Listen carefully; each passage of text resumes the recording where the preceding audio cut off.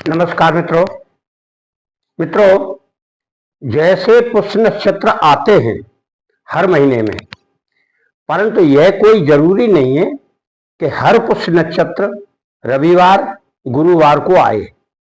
यानी रविवार गुरुवार तो बड़े सौभाग्य से मिलता है और सबसे ज्यादा महत्वपूर्ण रविवार का रहता है। सिद्धि योग तो रहता ही है, इसी प्रकार से गुरुवार का रहता है। गुरुवार में ज्यादातर सिद्धियां वशीकरण या धन संबंधी करते हैं।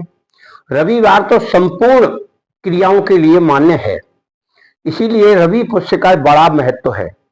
परंतु 2025 में यानी मई के महीने में 2 बार पुष्य नक्षत्र पड़ रहा है। जो नक्षत्र पहले पड़ा था शनिवार को, इसीलिए दूसरा नक्षत्र भी शनिवार को आ रहा है। पहला वाला शनि से लेकर रवि तक था, यह शुक्र की रात्रि से लेकर शनि के दिन तक रहेगा। इसका विशेष प्रयोग आप शनिवार की साधनाएं जो भी हमने बताई हैं, हमारी वीडियो देख लेना, उनका प्रयोग आप करें। और वैसे जो लोग बांदा जड़, वशीकरण जड़, सफेद आंकड़े की जड़, काले धतूरे की जड़ या गुंजा की जड़ और अपामार्ग की जड़ निमंत्रित करके उखाड़ कर लाना चाहता है, वह शुक्रवार की शाम को उन्हें निमंत्रित करके आएगा और शनिवार के मॉर्निंग में ले आएगा। विशेष ध्यान रखना है कि अपनी छाया उस जड़ी पर ना पड़े, यानी सूर्य निकलने से पहले ही उसको लेकर आए और सूर्य डूबने के बाद उसे निमंत्रित करके आए, तो आपका कार्य वह करेगी। हमेशा कोई भी जड़ लाएंगे आप, या तो बांदा की लाएं या पौधे की जड़ लाएं। कोशिश करें पौधा अगर आप उखाड़ रहे हैं तो एक ही बार में पौधा उखड़ जाए, क्योंकि उसमें पानी उतना डालकर आइए जिससे वह जमीन गीली हो जाए और मुलायम हो जाए। और पूजा करके आना ही है, पूजा करिए, अगरबत्ती लगाइए, थोड़ी हल्दी, थोड़ा चावल, थोड़ा मौली लपेटकर प्रार्थना करके आइए कि हे वनस्पति देव, हम आपको निमंत्रित करके जा रहे हैं, आप हमारा निमंत्रण स्वीकार करें। हमें आपसे कुछ महत्वपूर्ण कार्य लेना है, करवाना है। आप हमें हमारा निमंत्रण स्वीकार करें और कल हम आपको जब लेवाने आए तो आप हमारी चलकर और हमारे घर का सुख सौभाग्य समृद्धि प्रदान करें। इस तरह आपको कोई भी जड़ बांधा लाना है। इसमें गूलर के जड़ भी आप ला सकते हैं, और जो हमने बताई थी अभी वह तो आप ला सकते हैं, गूलर की जड़ को भी ला सकते हैं तोड़कर।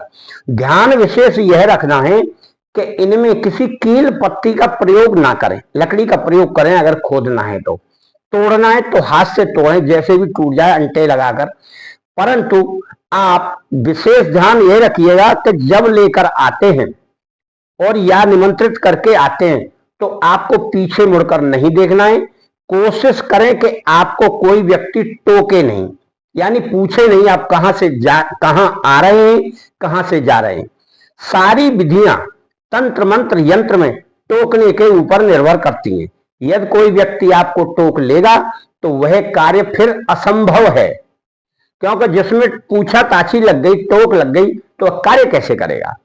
इसीलिए मित्रों, इस नक्षत्र को, यानी इस शनिवार के पुष्य नक्षत्र को आप विशेष तौर पर जो भी साधनाएं करना चाहते हैं सुबह से लेकर शाम तक कर सकते हैं, क्योंकि शुक्रवार पड़ेगा 30 तारीख का और पुष्य नक्षत्र पड़ेगा 31 तारीख का।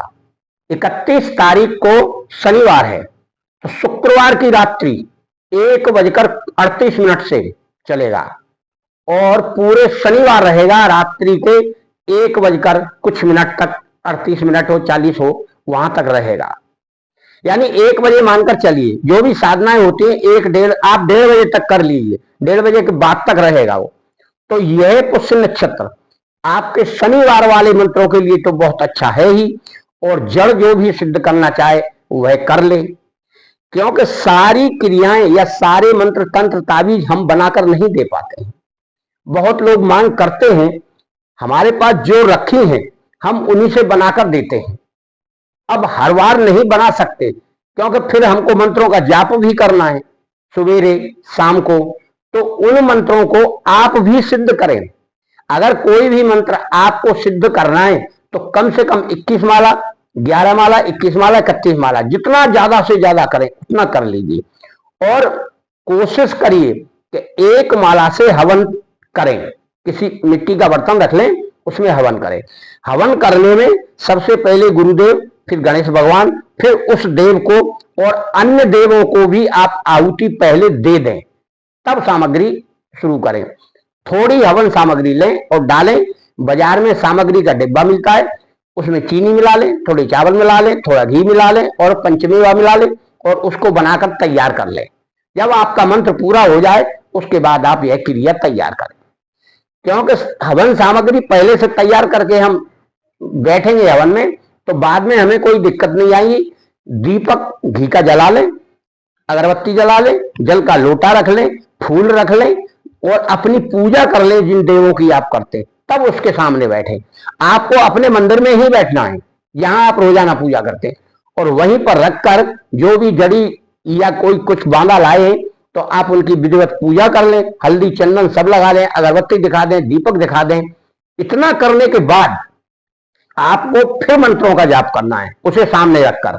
जब सारा कार्य हो जाता है तो उस जड़ी को किसी लाल कपड़े में लपेटकर अपने मंदिर में रख लें या किसी बक्से में रख दें, गुप्त रख दें। वह कार्य करेगी, आपके धन संपत्ति वैभव के लिए और सुख और शांति के लिए करेगी।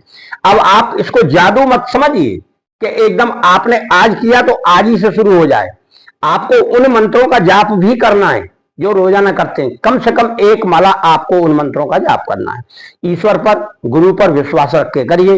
जिन लोगों ने गुरु नहीं बनाया है वो अपना गुरु धारण कर लें, कोई बहुत बड़ा कार्य नहीं है। एक बार बनाना होता है, परामर्श जीवन भर मिलता है। यह आपके ऊपर निर्भर है कि आप कैसा गुरु बनाते हैं। मैं यही नहीं कहता कि मुझसे ही आप गुरु दीक्षा लें, आप उचित मार्गदर्शन के लिए उचित गुरु बनाएं, जो आप सीखना चाहते हैं वह आपको सिखाए। वरना गुरु तो आपको कोई भी मिल जाएगा। गुरु मंत्र देना एक अलग बात है, आगे का मार्गदर्शन देना यह बहुत बड़ी बात है। अगर गुरु ने बोल दिया कि यह मंत्र बेटा जाप करो जीवन भर, कोई परेशानी आएगी, आप गुरु के पास गए, वह कुछ ना बताए या कुछ मार्गदर्शन ना दे, तो फिर आपका उस गुरु से कोई वास्ता नहीं। आप गुरु बनाइए जो कुछ तो आपको बताएगा, कुछ तो मार्गदर्शन देगा, तब आप अपने जीवन में आगे बढ़ पाएंगे और संतुष्ट रहेंगे। बहुत लोग संतुष्ट हैं और बहुत लोग असंतुष्ट हैं, इसीलिए आप विधिवत कोई भी कार्य पुष्य नक्षत्र में करेंगे तो आपको अवश्य लाभ प्राप्त होगा। मेरी माताजी से, गुरुदेव से यही प्रार्थना है कि आपके घर परिवार का मंगल हो और सुख शांति समृद्धि आपको बनी रहे।